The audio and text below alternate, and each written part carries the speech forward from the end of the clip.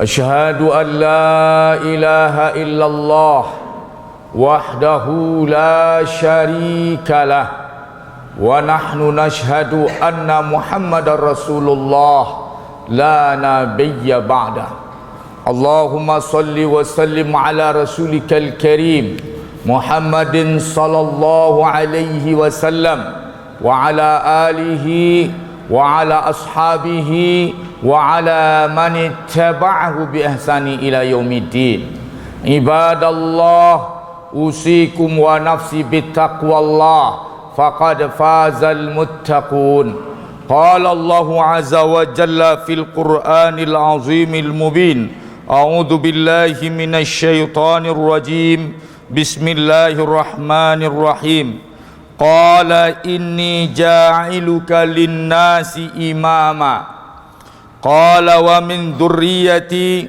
قال لا ينال عهد الظالمين صدق الله العظيم وقال الله أيضا وجعلنا للمتقين إماما وقال الله أيضا فقاتلوا أئمة الكفر إنهم لا أيمان لهم لعلهم ينتهون وقال الله أيضا وجعلناهم أئمة يدعون إلى النار يوم القيامة لا ينصرون صدق الله العظيم. Sidang jemaah Jumat yang dirahmati Allah, pada kesempatan ini kita masih bicara insyaallah tentang perkara fasadul hukam, kerusakan para pemimpin dalam pandangan Islam, bagaimana fikih siasah syar'iyyah dalam menyikapi kasus-kasus pemimpin-pemimpin yang bikin kerusakan. Sidang jemaah Jumat yang dirahmati Allah, maka perkara kepemimpinan ini, imamatul uzma, keimamahan, telah terdapat tuntunan yang kuat dalam Al-Quran, juga dalam As-Sunnah. Bahkan hadis-hadis ada bab imarah, yaitu bab bicara tentang tata negara, tentang kepemimpinan, tentang kriteria pengangkatan, bahkan pemakzulan.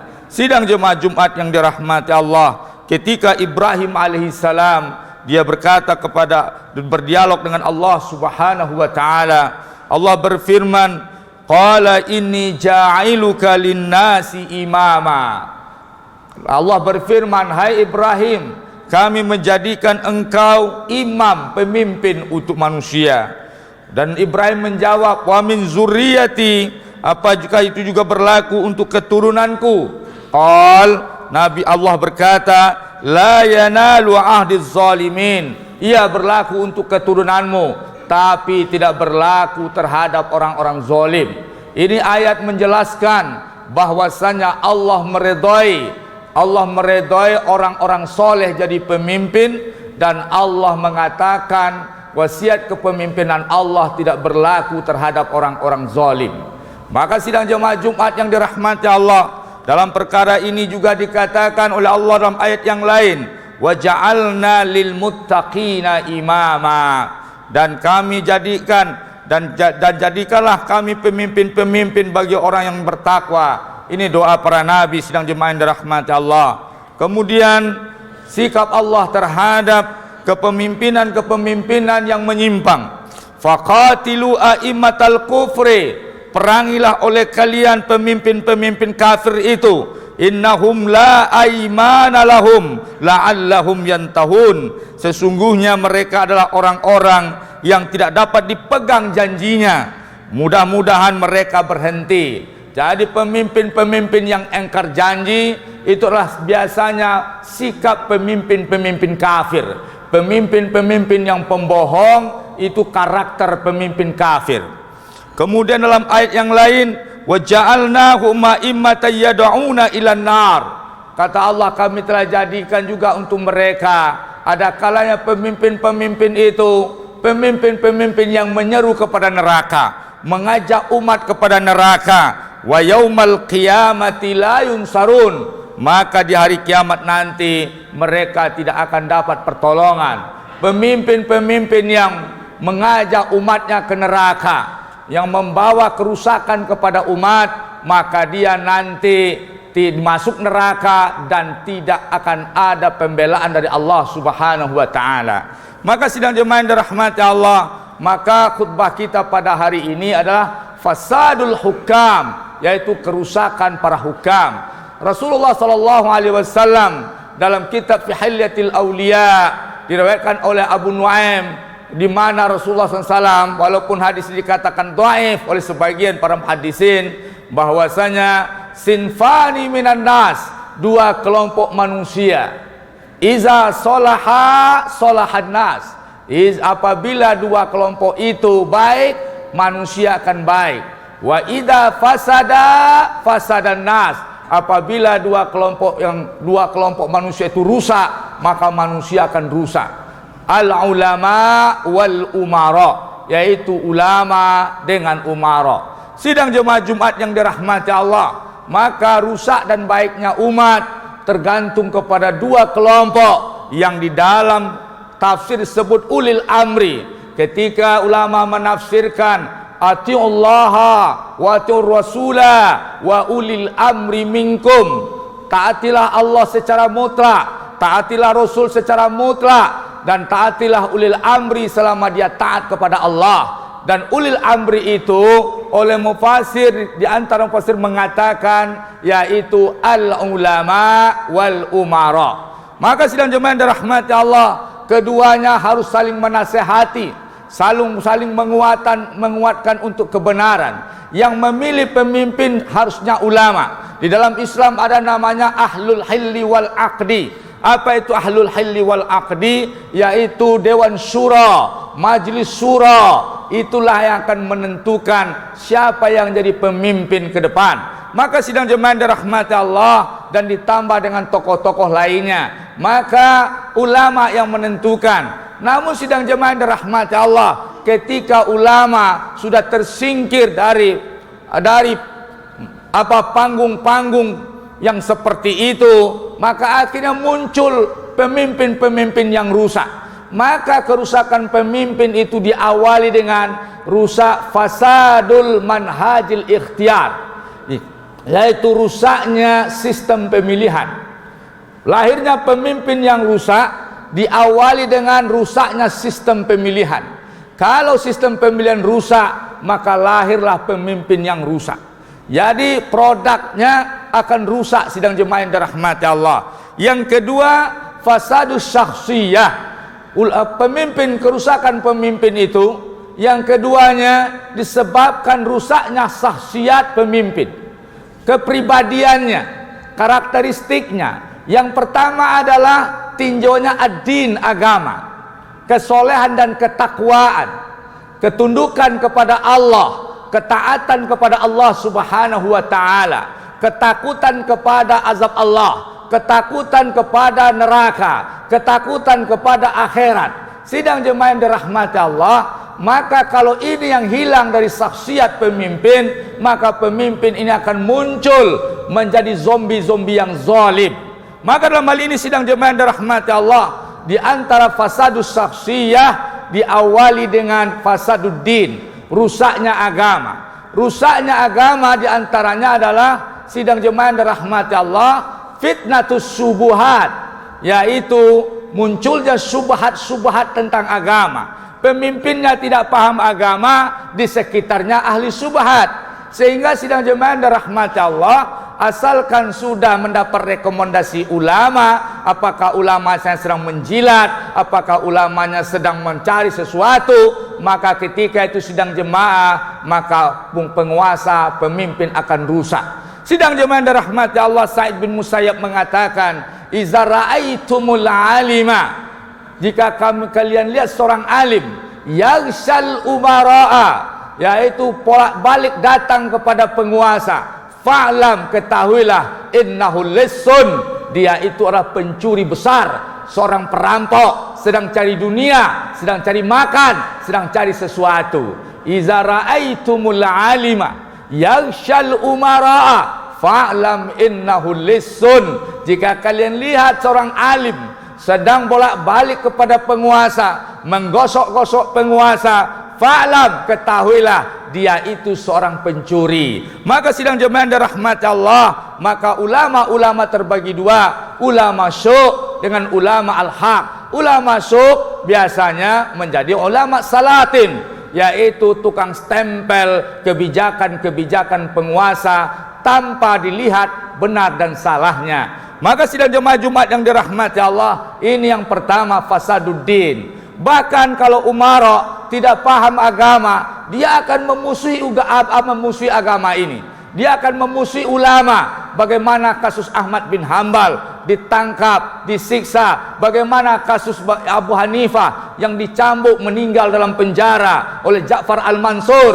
Kemudian Khalifah Ma'mun dengan Ahmad bin Hambal. Bagaimana dengan ulama-ulama lainnya yang ditangkapin oleh penguasa, kemudian disiksanya, yang seharusnya penguasa minta nasihat ulama, tapi ulama malah dipenjarakannya. Sidang jemaah Jumat yang dirahmati Allah, ini akibat fasaduddin, syakhsiyah fasidah, yaitu rusaknya agama dengan rusaknya kepribadian seorang pemimpin. Yang kedua, sidang jemaah, fitnatus syahawat, fitnah hawa nafsu seorang penguasa, nafsu jabatan, yang dia menganggap jabatan itu kenikmatan. Jabatan bukan sebuah ujian, jabatan seolah tidak akan dipertanggungjawabkan, jabatan seolah tidak akan disidang. Sebanyak seluruh masyarakat suatu negara, umpamanya Indonesia, kita nanti di dalam persidangan seorang presiden yang pertama Soekarno, presiden yang kedua Soeharto, presiden berikutnya Megawati, dan kemudian Bapak Jokowi, kan nanti kita akan hadir bertanya jawab dengan presiden kita di hadapan Allah Subhanahu wa taala, termasuk perkara dana haji. Nanti kita akan bertanggung jawab, tanya jawab dan melakukan penguatan dan pembelaan dan penyelamatan kaum yang zalim, dan disidang di hadapan Allah Subhanahu wa taala. Sidang jemaah Jumat yang dirahmati Allah, sehingga yang tua dari jabatannya, sudah tua dengan jabatannya, tetap ingin masih muda. Dan yang muda melihat indahnya jabatan, ingin buru-buru tua. Ini fitnah syahwat, jabatan, wanita, kemudian harta. Sidang jemaah, sikat semuanya tanpa kecuali apakah ini halal dan haram, disikat semuanya. Kenapa? Syahwat, al-mal, kenikmatan harta, naudzubillah. Sehingga apa? Setelah dirombak jadi 2 periode, muncul isu 3 periode. Kenapa? Karena jabatan itu enak. Syahwat, fitnatus syahwat. Yang pertama fitnatus syubuhat, yang kedua fitnatus syahwat. Yang berikutnya sidang jemaah zulum, zalim. Sidang jemaah saksiyah yang zalim, tidak takut pada Allah sehingga dia berlaku zalim. Sidang jemaah yang dirahmati Allah, menyulitkan umat, mencelakakan umat, zalim. Sehingga Nabi berdoa. Ini juga pelajaran bagi kawan-kawan salafi yang mengatakan tidak boleh begini begitu kepada pemimpin. Dengarkan hadis Nabi. Nabi mengajarkan doa, Rabbana Allahumma man waliya min amri ummati syai'an. Ya Allah, siapa saja yang pegang urusan umatku terhadap suatu perkara, fasyaqqa alaihim, dia persulit umatku, fashkuk alaih, maka sulitkan dan hancurkanlah dia. Ini doa Nabi. Doa untuk kehancuran orang-orang yang zalim, penguasa yang zalim, yang menyulitkan umat, pejabat-pejabat yang motonya pelayanan maksimal, sempurna, terbaik, ternyata dia mempersulit, yang membiarkan antrian sementara dia santai-santai.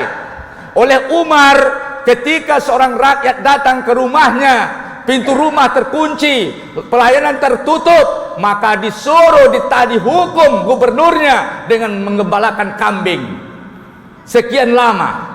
Umar bin Khattab.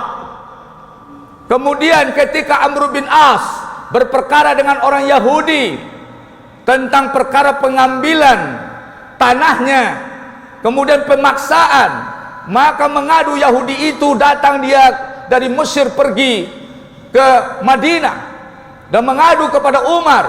Maka Umar mengambil tulang, ditulisnya dengan pedangnya, digoresnya dengan pedangnya, dikirim kepada Amr bin As. Langsung menggigil Amr bin As. Sudah paham apa maksud Umar. Umar murka. Umar akan menghukum Amr bin As. Jangan main-main. Sidang jemaah Jumat yang dirahmati Allah.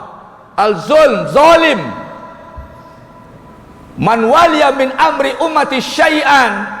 Siapa yang pegang urusan umat kurang satu perkara, fasyakka alaihim, dia sulitkan umatku, kata Nabi, faskuk alaih, hancurkan dia, musnahkan dia, tumbangkan dia, hinakan dia.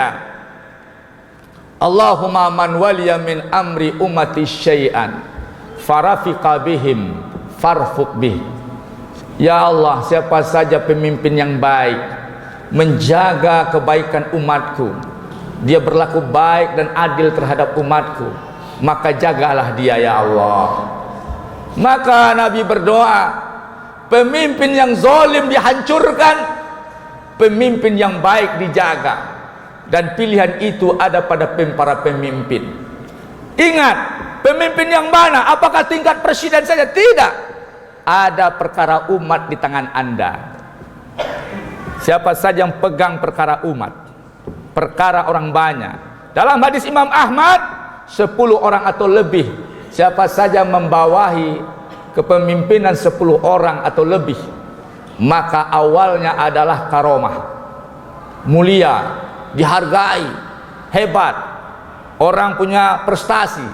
Tetapi wa akhiruhu nadamah wal gharamah, ujung-ujungnya penyesalan dan sanksi dari Allah. Sidang jemaah Jumat yang dirahmati Allah, fasadu syakhsiyah al-kizib, pembohong, suka membohongi rakyat, janji mungkir, berbohong. Kalau umat dipersulit, hampir saja sholat id dibatalkan, kemana-mana nggak boleh. Tapi anggota DPR bilang dia saksikan tengah malam di Soekarno-Hatta, orang Cina datang, ditanya kepada orang Padang tiap malam, tanpa protokol COVID, tidak pakai masker. Nauzubillah. Sidang jemaah yang dirahmati Allah, ini bahaya. Al-kizib, bohong. Kata Rasulullah SAW dalam hadis Muslim, salah satun, 3 orang, la yukallimuhumullahu yaumal qiyamah, yang Allah tidak mau bicara dengan dia. Wala yuzakkihim, Allah tidak akan ampuni dosanya. Wala yanzuru ilaihim, Allah tidak mau lihat dia. Walahum adzabun alim, untuk mereka azab yang dahsyat. Tidak dilihat oleh Allah, tidak diajak bicara, tidak ada pengampunan dosa, dan tidak ada pertolongan, dan dia dapat azab yang dahsyat. Yang pertama adalah Syekhuz Zani, seorang tua yang masih hobi berzina. Yang kedua, Al-Malikul Kadzab, pemimpin raja penguasa yang bohong, suka bohong, tidak ada yang terbukti, tipu rakyat. Semua rakyat akan bersaksi di hadapan Allah. Semua rakyat akan bersaksi di hadapan Allah. Ngeri ini. Kenikmatan 15 tahun, 10 tahun tidak akan bisa menghapusnya. Sidang jemaah, kata Imam Malik, kullu syahwatin tadhhabu ladzatuha, seluruh kenikmatan akan lenyap seketika itu juga. Wa tabaqi lakum hisabuha, yang abadi untuk kalian azabnya. Kemudian sidang jemaah, al-khiyanah, pengkhianat. mengkhianati amanat-amanat, mengkhianati Allah dan Rasulnya. Takhunullah wa rasulah, mengkhianati Allah dan Rasulnya. Al-khianah ini fasad syakhsiyatul umara, kerusakan pada kepribadian penguasa. Dia tidak tahu seluruh kerusakan dosa. Antum harus tahu, dosa sekecamatan, dosa rumah tangga tanggung jawab suami, dosa sekecamatan tanggung jawab Pak Camat, dosa sekabupaten tanggung jawab bupati, dosa sekota tanggung jawab wali kota, dosa seprovinsi tanggung jawab gubernur dengan wakilnya, dosa satu negara tanggung jawab presiden, dosa satu negara tanggung jawab presiden. Saya rasa kalau ada antum yang berpeluang jadi presiden, ingat, dosa satu negara tanggung jawab antum. Apakah itu tertutupi oleh harta yang didapat, jabatan yang dibanggakan? Tidak, belum tentu. Bagaimana nasib para presiden yang telah dahulu? Apa yang terjadi pada mereka hari ini? Naudzubillah. Fasad yang kedua, yang ketiga, fasadus siyasah, rusaknya politik, gagal politik dakhiliyah dalam negeri, wa kharijiyah luar negeri. Fasadus siyasah, gagal politik dalam negeri dan luar negeri. Yang berikutnya, sidang jemaah, fasadut ta'awun, fasad dalam menjalin kerjasama dengan pihak luar, salah mencari sponsor, salah bikin perjanjian kerjasama. Dulu ketika Tartar bekerjasama dengan pemerintahan Syria, maka ketika itu Syekh Izbin Abi Salam Sultan Ulama, khatib di Masjid Negara, berfatwa, siapa saja yang bekerja sama dengan musuh Islam yang efeknya mendera umat Islam, faqad khanallaha wa rasulah, maka dia telah mengkhianati Allah dan Rasulnya. Wa khana hazil ummah, dia telah mengkhianati umat ini. Sidang jemaah, fasadu bina'ud daulah, rusak dalam program membina negara. Banyak sekali ekonomi, lapangan pekerjaan, yang pengangguran, yang dijanjikan untuk rakyat, yang bekerja rakyat siapa? Ya, kemudian masalah ekonomi, masalah agama, budaya, pendidikan dan lain-lain. Sidang jemaah Jumat yang dirahmati Allah, inilah fasad al-umara yang dalam pantauan siasah syar'iyah. Maka kalau ini terjadi, sebagian ulama mengatakan sudah memenuhi syarat dimakzulkan. Dalam syarat pemakzulan, sidang jemaah yang dirahmati Allah, karena waktu tidak mencukupi, di antaranya merusak agama. Murtad, pertama murtad, kedua merusak agama, ketiga berkhianat, keempat sidang jemaah tidak berhukum dengan hukum Islam, kelima sidang jemaah di antaranya tidak cakap, akibatnya melemahkan negara. Yang berikutnya sidang jemaah dirahmati Allah, cacat fisik sehingga membuat dia tidak energik, tidak lincah, dan membuat dia dikendalikan oleh orang lain. Maka ini diantara pemakzulan dalam siasah syar'iyah, syarat-syarat dan kondisi pemakzulan yang dipandang oleh Majelis Ulama. Maka sidang jemaah Jumat yang dirahmati Allah, itulah fikih kepemimpinan antara ra'i wa ra'iyah di dalam Islam. Fa'tabiru ya ulil absar la'allakum turhamun.